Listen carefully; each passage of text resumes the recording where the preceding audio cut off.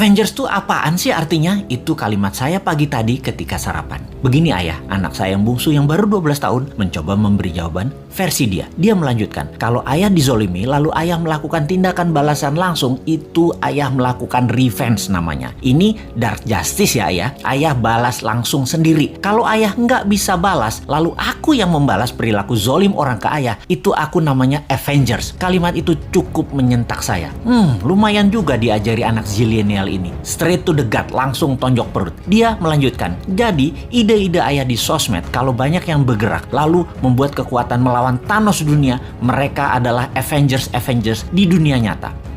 Asli ketonjok 2 kali ulu hati saya. Saya mantuk-mantuk berimajinasi sehingga berlanjut ke tindakan saya menginformasikan kepada sahabat semua. Jadi, melihat keadaan dunia saat ini yang dikuasai medical Thanos, harus kita menjadi Avengers terhadap kejahatan mereka. India misalnya punya obat non-Thanos yang mereka produksi sendiri. Hanya $40 atau 500.000 rupiahan selesai masalah positif COVID dari diri seseorang dengan tingkat kesuksesan 98%.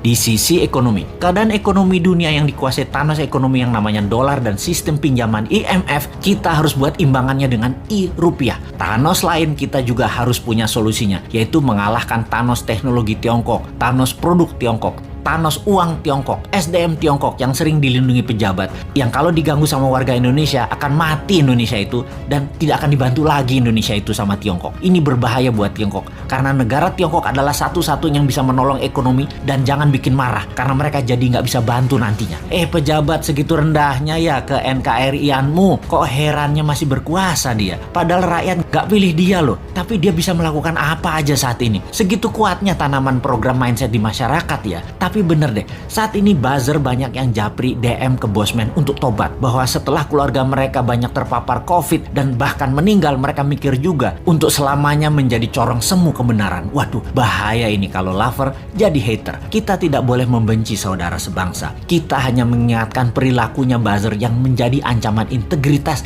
dengan produknya membenci sesama anak bangsa. Kita harus sudahi. Para buzzer, tobat. Andalah pemecah belah kesatuan NKRI. Juga mereka di sekeliling pejabat di istana yang parnoan karena tidak ingin sisi lain anak bangsa dapat porsi, menjadi pembisik pejabat dengan memberikan informasi untuk membenci kelompok yang menjual agama. Dan ini adalah generalisir yang berbahaya. Pendekatan solusi tersering dengan kekerasan itu juga harus disudahi. Ini bisa semakin meruncing perbedaan, dan ini menunjukkan ketidaknegarawanan pejabat serba bisa itu. Karena apa-apa dia yang ditugaskan untuk menyelesaikan harusnya dirangkul. Harusnya anak itu kalau salah jangan dimarahi atau dihukum, tetapi dirangkul. Pak Harto sukses selama 32 tahun itu tidak anti pemuda angkatan 6667, tidak anti angkatan 72, 73, 74. Semua dirangkulnya, bahkan dijadikan menterinya. Pak Harto lupa aja mengadopsi angkatan 96, 97, 98. Ambiar dia jadinya. Merangkul dan memberikan jabatan sesuai kompetensi membuat siapapun yang tadinya berbeda diberi kesempatan. Kalau berhasil, pejabatnya dapat nama. Kalau gagal, yang atas nggak dapat celah, tapi yang rusak adalah yang tidak kompeten tadi. Jadi gak ada ruginya sebenarnya kalau pejabat sekarang cerdas bernegaranya. Kalau pejabatnya sempit atau memang tak berilmu luas, ya pasti goncang bernegaranya. Masih